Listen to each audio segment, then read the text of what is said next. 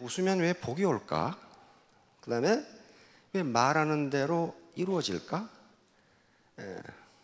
성공한다고 계속 생각하면 왜 성공할까?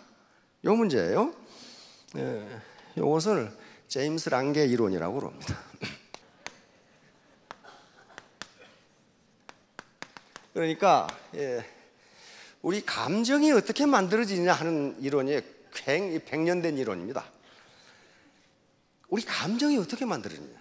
내가 화가 나고 기쁘고 정이 들고 사랑하고 분노하고 하는 감정이 어떻게 만들어지는가? 이 제임스 랑게 이론은, 제임스라는 분은 미국 하버드 대학 심리학 교수였고, 랑게는 덴마크의 심리학자인데, 두 학자가 거의 동시에 이 이론을 낸 거예요. 다시 말하면 우리 감정이 어떻게 되느냐, 어떻게 만들어지냐 하는 건데요. 그 전에 이론은 뭐였냐 하면은, 우리가 어떤 자극을 받으면 감정이 일어나고 그 감정에 따라서 신체 반응이 일어난다, 이렇게 생각했는데 두 학자는 그게 아니라는 거예요. 자극을 받으면 신체 반응이 일어나고 신체 반응에 따라서 감정이 만들어진다. 이걸 정서, 이모션, 심리학에서 이모션이라고 해요. 예를 들면 이런 거예요. 기분이 좋으니까 웃느냐, 웃으니까 기분이 좋느냐, 그 말이에요. 뭐가 좀 헷갈리죠? 슬프니까 우는 것이냐, 우니까 슬퍼지는 것이냐, 정이 들어서 만나는 것이냐, 만나니까 정이 든 것이냐, 어느 것이 맞는 것 같아요? 요 이론은요, 정이 들어서 만난 게 아니고 자꾸 만나다 보니까 정이 든다는 이론이에요. 신체적으로 계속 어떤 자극을 받으면, 만난다는 게 자극이에요. 지금 이웃집에 있는 아가씨하고 출근할 때마다 만나. 그러면 처음에는 모르고 그냥 관심 없는 척하고 걸어가는데 나중에 점점 가까워져. 그래가지고 차라도 한 잔 예스 하면 그때부터 이 진행이 되기 시작해요. 그래서 식사라도 같이 했을 때 예스 하면 끝난 거랍니다. 그것은 이제 끝난 거예요. 그러니까 뭐예요? 정이 들어서 만난 게 아니에요. 만나다 보니까 정이 든 거예요. 요거예요. 그래서 시스템에 빠지지 말고 다시 계속 나오시라는 게, 인간은 서로 만나지 않으면 절대로 정이 들지 않아요.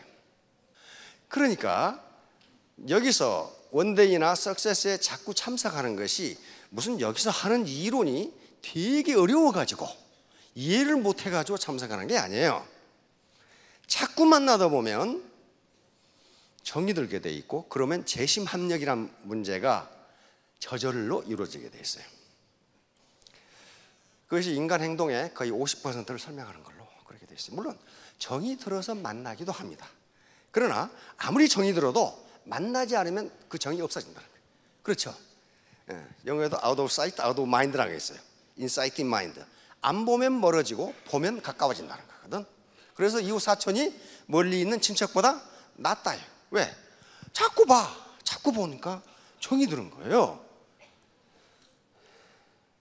그래서 이 애터미 사학은 혼자는 성공할 수 없기 때문에 자꾸 만나서 밥도 같이 먹고 싸우기도 하고 그렇게 해야 정이 든다는 거예요. 여기 모두 고소득 올리려고 오셨죠? 그게 나쁜 게 아닙니다. 고소득 올리셔야 돼요.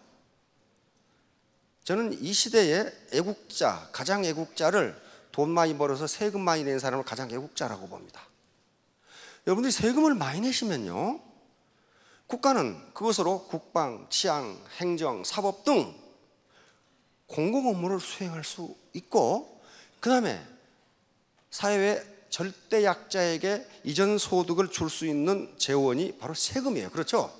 그러니까 이 자본주의 지금 시장 경제에서 정의로운 정당한 방법으로 근로를 하고 소득을 올려서, 많은 소득을 올려서 많은 세금을 내는 분이 가장 애국자란 말이에요. 그래서 탈세한 사람이라든가 위장 전입했다든가 그 다음에 다운 계약서 작성했다가 한 분은 아무리 입으로 자기가 애국한다고 해도 애국자 아니에요. 그거 그러니까 그런데 우리 애터미 사업자들은 자기만 고소득을 올리려고 해서는 절대로 안 돼요. 밑에 자기하고 같이 일하고 있는 파트너분들 그리고 형제 라인이 같이 성공하려고 생각해야 거기서 성공이 가능하게 돼요. 그럼 얼마나 그것이 선한 행동입니까? 그래서 여기에 명제 하나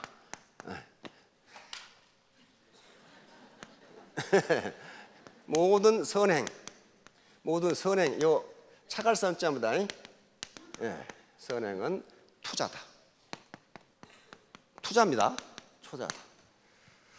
모든 선행은 투자다. 그러면 모든 악행은 자본 잠식입니다. 모든 악행은 자본 잠식이다. 여기 지금 외국 분들이 계시니까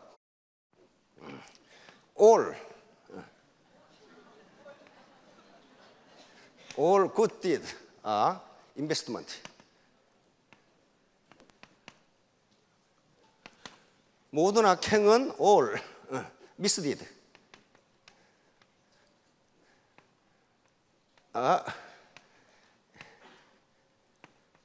impairment of capital. 자본 잠식이다. 자본을 까먹어 버린 거다. 자, 여기서 선행이 무엇이고 악행이 무엇이냐 하는 것은요, 여기서는 종교적 차원이나 철학적 차원이 아닙니다. 모든 인간은 사회적 동물이다. 들어보셨죠? 네, 모든 인간은 혼자 살아갈 수 없다. 그러니까 여기서 선행 악행은 뭘 의미하느냐 하면요, 그런 종교적 차원이나 철학적 차원 또는 형이사학적 차원 얘기가 아니고 사회를 이루고 살아가는 우리 인간이 다른 사람에게 이익을 주는 것을 선행이라고 여기서는 정의한다. 내 행동이 다른 사람에게 이익을 주는 것. 이것은 물질적인 것이든 정신적인 것이든 다 통합니다. 알겠죠? 그러면 내가 괜히 옆에 사람을 기분 나쁘게 했다. 그건 무엇에 해당해요? 악행에 해당합니다. 악행은 사회의 구성원 한 사람으로서 내 행동이 다른 사람에게 피해를 주는 것을 악행이라고 불러요. 악행. 그것이 물질적인 금전적인 손해를 입혔건 기분 나쁘게 했건 그걸 악행이라고 부른다. 그런 말이에요. 선행은 자기가 선행을 베풀고 싶어서 베풀지 않아도 선행이 많아요. 나의 행동이, 경제학에서는 나의 경제활동이 시장을 통하지 않고 다른 사람에게 혜택을 주는 것, 이것을 외부 경제라고 그러는데, 외부 경제를 발생하는 모든 행동은 선행입니다. 반대로 나의 경제활동이 다른 사람에게 시장을 통하지 않고도 피해를 주는 것을 악행이라고 이야기합니다. 악행. 그 의도적으로 악행을 하는 것은 진짜 악행이고, 진짜 악행이에요. 예를 들면 자동차 정비를 잘 해야 되는데 자동차 검사를 하지 않고 타고 다니다 사고를 냈다. 그건 뭐예요? 악행이에요. 악행. 악행이라고. 다른 사람 피해를 줬잖아요. 그런 것들이에요. 그러니까 지금 고소득을 올리기 위해서는 생산성이 높아야 되고, 생산성을 높이기 위해서는 반드시 자본이라는 게 축적돼야 돼요. 자본이 축적돼야 돼요. 그런데 자본을 축적하는 행위를 우리는 투자라고 부릅니다. 그렇죠? 어디에 투자한다. 자본을 늘리기 위한 행동을 인베스트먼트, 투자라고 불러요. 자식들한테 교육 투자한다. 그런 말씀하시죠? 자식이 학교에 다니면서 또는 학원에 다니면서 또는 기술을 배우면서 교육을 받는 것은 그 자식의 인적 자본을 높여주는 행위예요. 그러니까 투자가 되는 거죠. 투자가. 마찬가지로 선행은 누구에게 이익을 주는 행동은요, 반드시 그것이 투자로 나타나요. 제가 지금까지 살아보니까 누구에게 피해를 주고 그 사람 말년이 좋은 걸 내가 본 적이 없어요. 그것이 자연법칙이고 창조법칙이에요. 절대로 누구에게 피해를 주고 그 사람이 잘 되느냐? 아니, 안 그래요. 그러니까 그런 악행은요, 뭡니까? 우리 애터미 사업에서 자기 라인 사이즈의 크기가, 휴먼 네트워크의 크기가 자본이에요. 그 자본이 늘어나겠냐 말이에요. 자본 잠식이에요. 자본 잠식이 뭐예요? 밑에 파트너가 가버려. 도망가버려. 그게 자본이 줄어드는 거죠. 줄어들어요. 근데 계속적으로 이런 굿디드, 선행을 베풀면 라인이 커지게 돼요. 자본이 커지잖아요. 그걸 투자라고 한다. 그러면 투자라고 한다. 그렇게 되면 소셜 네트워크가 커지면은 이걸 사회자본이라고 합니다. 소셜 캐피탈이라고 그러는데 이 사회자본이 커지면 생산성이 커지고 소득이 올라가도록 돼 있어요. 애터미 교육 지금 이 교육이라면 교육이고 지금 저 청강인데요.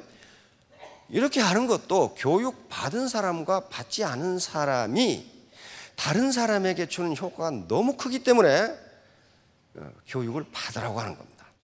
그래서 어제 제가 이 모두의 선행과 악행에 대해서 이야기를 했어요.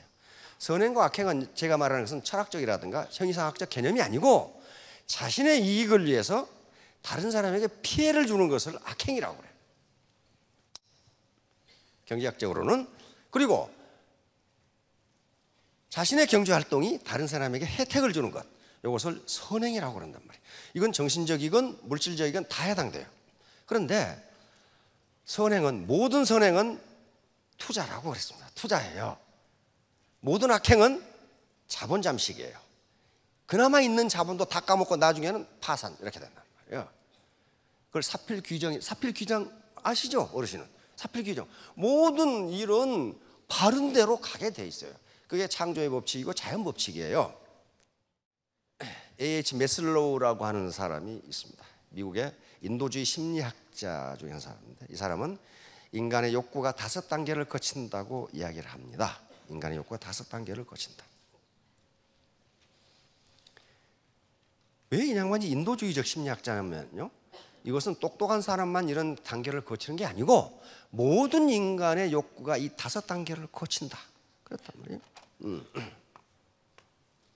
이렇게 생겼어요. 모든 인간. 그러니까 어떤 거예요? 이 심리학자는 모든 인간을 평등하게 본 겁니다. 그렇죠?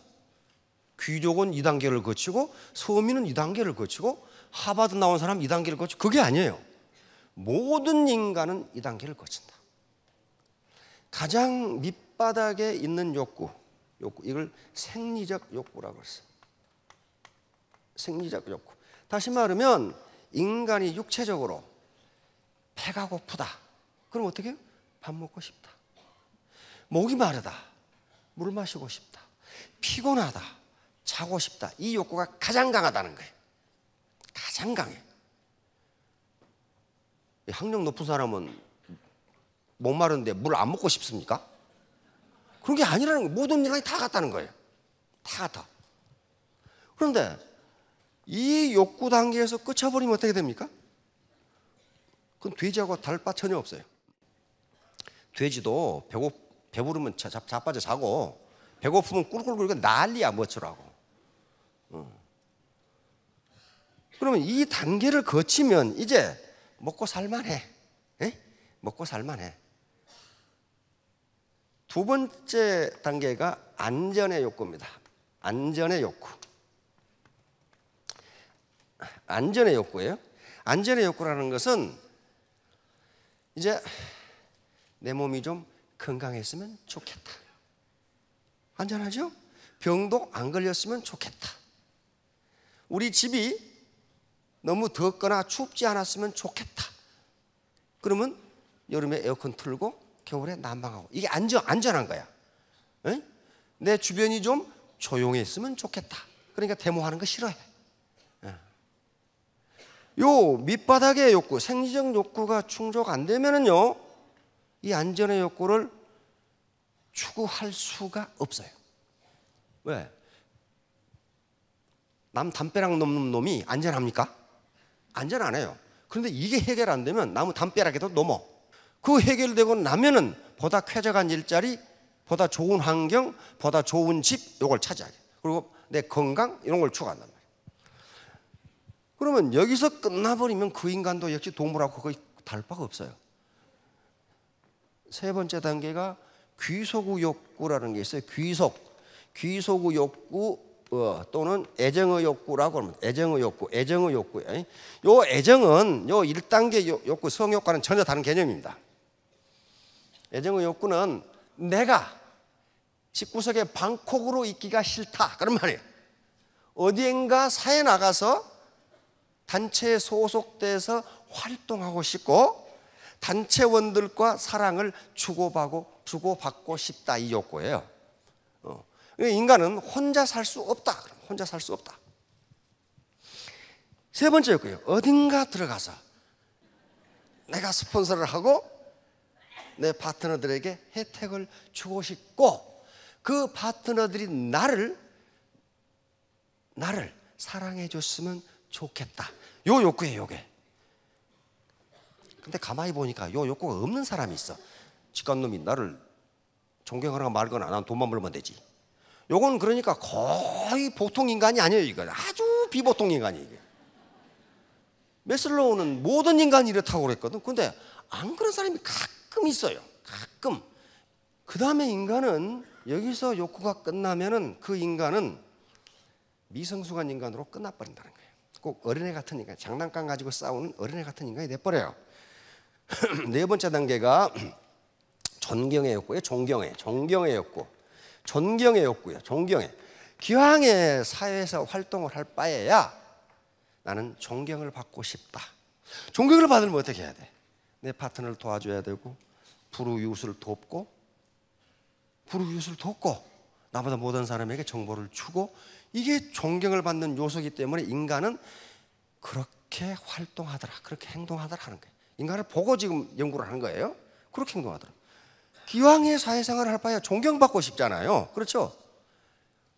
그러니까 존경은 강요한다고 되는 일이 아니에요. 그렇죠? 심적 마음이 소통해서 존경하고 그러는 거지. 너 앞으로 나 존경해. 어떻게 존경해? 지금 그 말 자체가 존경 못 하겠는데. 그럼 마지막 단계. 그러니까 나는 존경도 받기 싫고 누구의 인격적으로 높이 평가받기도 싫다. 그러면 실컷 자기 자랑하면 돼요. 왜? 상대방은 그 귀를 가지고 그 사람을 평가하는 게 아니라고 그랬죠. 마음은 마음으로 평가하는 거지 절대로 귀로 평가하지 않아요. 그걸 육감이라고 합니다. 식스센스, 여섯 번째 감각이라고 해요. 동물은 오감이 엄청나게 발전했답니다. 개는 우리가 듣지 못하는 소리를 들어요. 그렇죠? 맡지 못하는 냄새를 맡아요. 인간은 동물에 비해서 오감은 형편없이 떨어져요. 근데 학자들에 의하면 동물은 육감이 없답니다. 육감 자체가 없어요. 이웃집 개가 우리 집 개 보고 저 개가 지금 기분 나쁜가? 이렇게 그거 없다는 거예요. 근데 사람은 그게 있어요. 그게 있죠. 지금 가게 주인이 기분 나쁜지 기분 좋은지 금방 알아요. 남편이 기분이 나쁜지 좋은지 안다고요. 그건 말로 하는 게 아닙니다. 뭘로 느껴요? 마음으로 느끼는 거란 말이야. 저 사람 마음이 내 마음에 전달되는 거예요. 그렇듯이 아무리 자기가 자랑을 하고 누구를 시켜서 자랑시키고 해도요, 인간은 귀로 그 사람을 평가하는 게 아니다. 여기 자아실현. 맨 마지막 5단계가 자아실현이에요. 자아실현은 내가 나다운 인간이 되고 싶다는 거예요. 존경받는 걸로 끝나는 게 아니고 나는 정말 내 아이덴티티를 찾고 싶은 단계에 올라가는 거예요. 아시겠죠? 내가 애터미 사업을 해서 로얄이 돼가지고 양쪽 5천이 맞았는데 지금도 난 열심히 강의하고 있어. 어떻게? 나는 평생 사회에 봉사하고 살고 싶었다 이거예요. 꼭 그것만 있는 게 아닙니다. 나는 세계 일주를 하고 싶고 그래서 내가 누구인지를 찾고 싶었다. 요 아이덴티티, 셀프 액츄얼라이제이션이라고 그래요.